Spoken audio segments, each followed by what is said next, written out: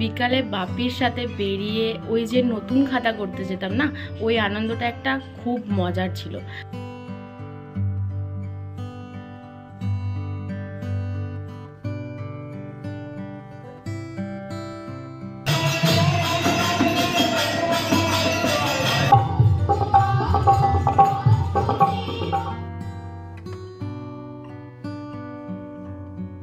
মা এখানে নতুন খাতা দিয়ে দিয়েছে, আর এখানে ধূপ সাজাচ্ছে, থালা সাজাচ্ছে, মানে এই যে মিষ্টি পুজো হবে আমাদের স্বামীর, মানে বাংলা বছরের প্রথম দিনটা আমরা স্বামীর কাছে পুজো দিয়েই কিন্তু শুরু করি।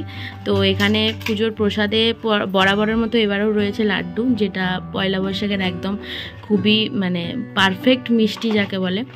তো এখানে মা ওটাই দিচ্ছে। তো আমি এখনও স্নান টান করিনি, আমি এবার স্নান টান করবো। আর মা এদিকে খুব সুন্দর করে শাড়ি টাড়ি পরে রেডি হয়ে গেছে। ভালো করে বলো, ভালো করে দিকে তাকিয়ে বলো।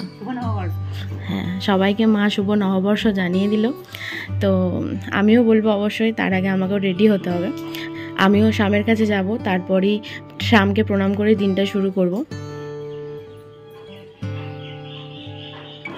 সকলকে জানাই আমার তরফ থেকে শুভ নববর্ষের অনেক শুভেচ্ছা এবং ভালোবাসা।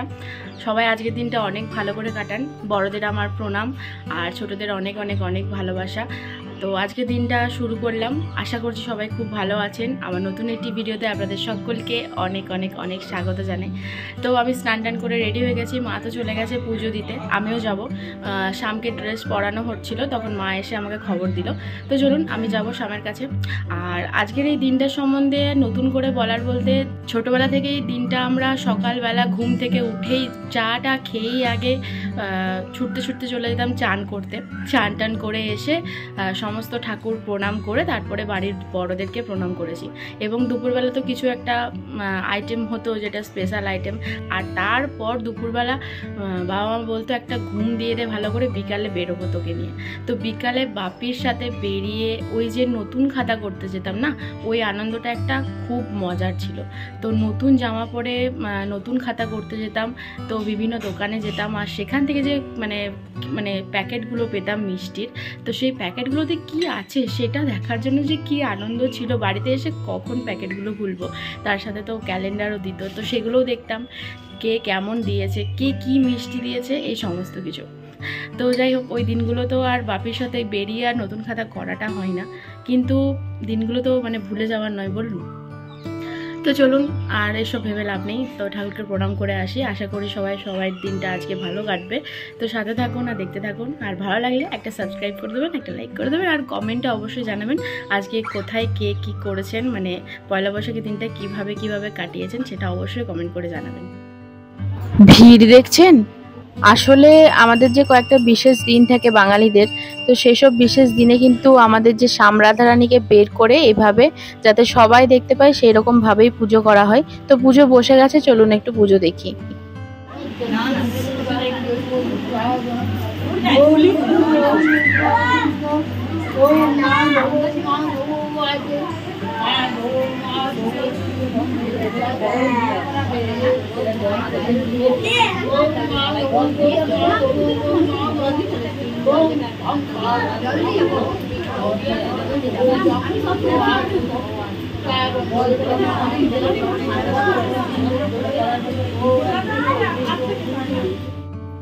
এখানে তো পুজো প্রায় মোটামুটি শেষের দিকে।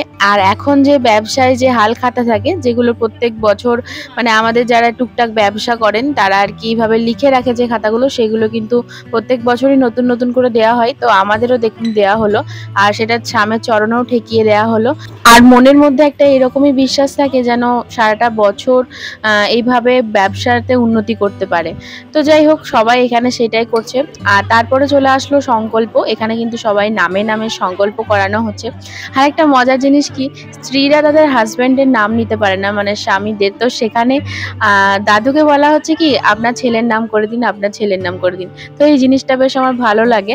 তো যাই হোক, চলুন একটু পাশের মন্দিরে যাই, হরনাথ মন্দিরে। তো ওখানে হরনাথ মন্দিরে এসে, মানে এটা হচ্ছে হরনাথ মন্দির জন্মস্থান, যেখানে ঠাকুর জন্মেছিলেন, তো সেই মন্দিরটা।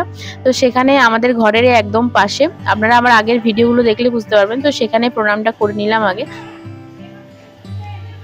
তো শ্যামের মন্দিরে প্রণাম করলাম আর হরনাথ মন্দিরে করলাম। এবার যাচ্ছি শম্ভুনাথের মন্দিরে।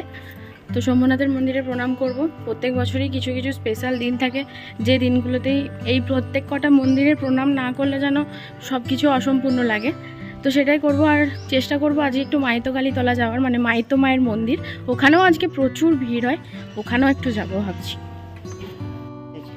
এখন আপনাদের সাথে একটা জিনিস শেয়ার করি। তো আমি যখনই এই শিব মন্দিরে আসি, যখনই প্রণাম করি, আমি কিন্তু বাঁ দিক থেকে প্রণাম করি। আপনারা যারা জানেন এসব বিষয়ে আমাকে একটু কমেন্ট বক্সে লিখে জানাবেন যে শিবকে কোন দিক থেকে প্রণাম করতে হয়। কারণ এখানে জেঠু ছিলেন, উনি বললেন যে শিবকে ডান দিক থেকে প্রণাম করতে হয়। তো আমি দেখুন ভুল দিকে প্রথমে প্রণাম করছিলাম, তারপরে যাই হোক ঠিক দিকে প্রণাম করেছি। আমি জানি না এটাও মানে আদৌ সত্যি কি মিথ্যে, তো আমি জানি না বলেই আপনাদেরকে জিজ্ঞাসা করছি, আপনারা কিন্তু একটু জানাবেন। আর দেখুন শম্ভুনাথকে কতটা সুন্দর লাগছে আজকে, আর মাও কিন্তু ভেতরে ঢুকে প্রণাম করে নিল। তো এখন আমরা দুজনে যাচ্ছি, মা আর আমি যাচ্ছি মাইতকালীতলা। তো সেখানে গিয়ে এই যে ধূপ নিয়েছি, ধূপ দেখাবো, প্রণাম করব। তো চলুন, ওখানেও প্রচুর ভিড় হয় আমাদের এইখানের মতনই, অনেক বেশি ভিড় হয় বরঞ্চ। তো চলুন যাই। একদিক থেকে বলতে গেলে কিন্তু আমি প্রচন্ড ভাগ্যবতী, কারণ আমাদের যে মাইতো মায়ের মন্দির সেটা কিন্তু আমার ঘরের একদমই কাছে। সাথেই রয়েছে হরনাথ মন্দির, শ্যামের মন্দির, শিব মন্দির, সবই কিন্তু আমি হাতের নাগালেই পেয়ে যাই। তো ভিড় এখনো নেই সেরকম, এরপরে কিন্তু পা ফেলারও জায়গা থাকবে না এখন, যেহেতু সময় একদমই কম। আর এই দিকের যে গাছটা রয়েছে অশ্বত্থ গাছের তলায় কিন্তু শিব রয়েছে, শিবের মাথায় সবাই জল ঢালতে পারে। আর এই যে এটা হচ্ছে বলির কাঠ। তো এর আগে তো আমি আপনাদেরকে প্রচুর মাইতকালীর ভিডিও দেখিয়েছি, আপনারা যে চাইলেই আমার প্রোফাইলে গিয়ে দেখতে পারেন, চ্যানেলে গিয়ে।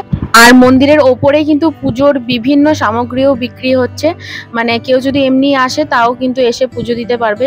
আর এখানে পুজোর সমস্ত পুজো নেওয়া হচ্ছে, যেহেতু টাইমটা একদমই কম। পুজো বসবে ওই 12টা সাড়ে 12টা থেকে, মোটামুটি 2টো 2:30টা বেজে দেয় বিশেষ বিশেষ দিনে। আর এদিকে মা ওই অশ্বত্থ গাছের তলায় যে শিব ছিল, শিবলিঙ্গ, সেখানে কিন্তু জল ঢালছে। তো আমি আর ঢাললাম না, মাই ঢেলে নিল আর কি। তো চলুন এবার বাড়ি যাই। তো আজকে দেখুন, আজকে আমাদের পয়লা বৈশাখের এটাই মেনু, ভেন্ডি আলুর একটা ঝোল, এখানে বেগুন ভাজা রয়েছে, আর এখানে একটা বেগনি রয়েছে, গরম গরম বেগনি, আর ওইদিকে হচ্ছে দই। তো নিরামিষই হয়েছে আজকে। মা এত পুজো দিয়ে এসে পরে কিছু করতে পারেনি, তাড়াহুড়ো করে এই রান্নাগুলোই করেছে। Good evening. তো এখন বাজে সন্ধেবেলা, প্রায় মোটামুটি ওই 6টা বাজতে যাচ্ছে। আর আমি আর মা একটুখানি সকালের ড্রেসটা পরেই, নতুন যেটা, সেটা পরে রেডি হয়ে গেলাম। ঝট করে একবার কিছু কিছু মন্দির রয়েছে আমাদের, যেগুলোতে আমরা প্রায়ই যাই কোনো শুভ দিনে, সেই মন্দিরগুলোতেই যাব, গিয়ে পরে প্রণাম করব। তো আজকে ভাবছি ওই একটু শীতলজোড় মানে শ্মশান কালী মায়ের মন্দির যাব, একটু হরনাথ মন্দির যেতে পারি। তো এইসবই টুকটাক যাব, আর সেটাই শেয়ার করব। এই আজকের দিনে কিন্তু শুধু আমরা নয়, বাকি সোনামুখীর আশেপাশে যারা রয়েছে তারা কিন্তু এই মন্দিরে এসে প্রণাম করে এই দিনটা কাটায়। তো চলুন যা যাক, সাথে থাকুন আর দেখতে থাকুন। চলে এসেছি শীতলজোড় মন্দিরের সামনে। তো চলুন আগে মাকে প্রণাম করি, তারপরে আপনাদেরকে দেখাচ্ছি মন্দিরটা। মন্দিরটা দেখুন কি সুন্দর লাগছে, প্রায় সন্ধে হয়ে এসেছে। তো 1 বছর আগে হলেও এই মন্দিরে কিন্তু আমি খুব একটা আসতাম না, আর এই বছরে জানি না কি হয়েছে, হঠাৎ করে মন গেলেই মাকে নিয়ে বেরিয়ে পড়ি আর চলে আসি এই মন্দিরে। আর বিশেষ বিশেষ দিন তো আছেই। তো চলুন মায়ের কাছে যাই, মা আমাকে হয়তো টানাচ্ছে, মানে এই বছরটা বেশি করে, আর আগামী প্রত্যেকটা বছরই যেন এমনি করে মায়ের কাছে আসতে পারি। তো সত্যি কথা বলতে মায়ের মুখটা দেখে মনে হয় যেন যে ঠিক আছে, আমি আছি, অনেক ভালো আছি। আপনারাও সবাই ভালো থাকুন মায়ের আশীর্বাদে। তো এখানে যে শ্মশানকালী রয়েছে, এখানে সামনেই কিন্তু শ্মশানও রয়েছে। মন্দিরে এসেছিলাম, প্রণাম করলাম, টিকা লাগালাম, খুবই ভালো লাগে সেটা। তো চলুন এবার যাব পরের মন্দিরে, হরনাথ মন্দিরে যাব।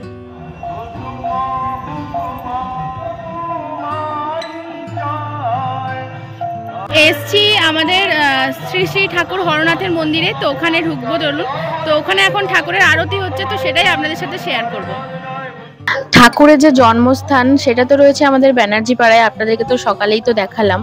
আর এটা হচ্ছে আলাদা করে, এখানে বড় করে মন্দিরটা ভক্তদের জন্য স্পেশালি করা রয়েছে। তো সেই জন্য এই মন্দিরেও কিন্তু আসতে ভুলি না।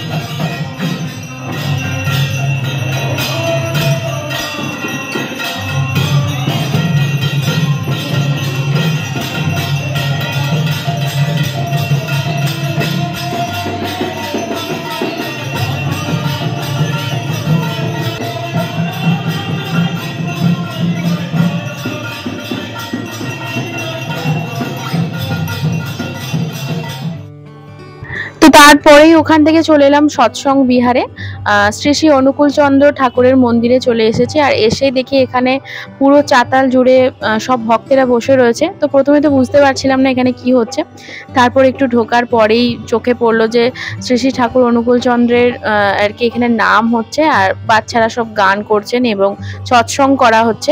তো সেই টাইমেই পৌঁছেছিলাম, জিনিসটা বেশ ভালো লাগলো। কিছুক্ষণ দাঁড়িয়ে সেই সৎসঙ্গের নাম শুনলাম।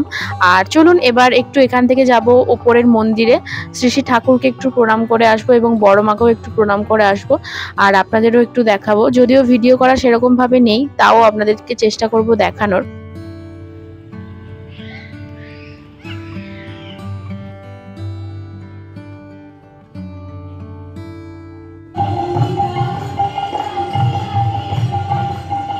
মন্দির থেকে বেরিয়ে দেখুন রেল গেট পড়ে গেছে, তো কিছু একটা খাওয়া দাওয়া করবো, প্রচন্ড খিদে পেয়ে গেছে। তো চলে এলাম ফুচকার দোকানে। বাকি সব স্টলে প্রচন্ড ভিড়, আজকে নববর্ষের দিন, এমনিতে ভিড় হবারই কথা। তো চলুন ফুচকা খেয়ে এবার বাড়ি যাব। তো চলে এসেছি বাড়ি, মা আর আমি দুজন মিলে একটু ফুচকা টুচকা খেলাম। আর এমনি আজকে আশটাশ কিছু বাইরে খেলাম না। এলে তোকে একা ছেড়ে দিয়ে চলে গেছিলাম, আয় ঘরে আয়। তো এখন ভিডিওটা এখানে শেষ করব। আজকে সারাটা দিন বেশ ভালো মতোই কাটলো, মানে ঠাকুরের প্রণাম, ঠাকুরের মন্দিরে প্রণাম করতে গিয়ে ঠাকুরের কাছে কাটলো আজকে সারাটা দিন। যাক ভালো লাগলো। আর আমার এদিকে চোখটা একটু প্রবলেম করছে, বিকাল থেকে তাও ভিডিওটা করলাম, ভালো লাগলো বেশ। এদিক ওদিক যাওয়াটা হলো, নাহলে তো ঘরেই থাকা হতো। তো যাই হোক আজকের ভিডিওটা এখানে শেষ করছি, আশা করছি ভালো লেগেছে।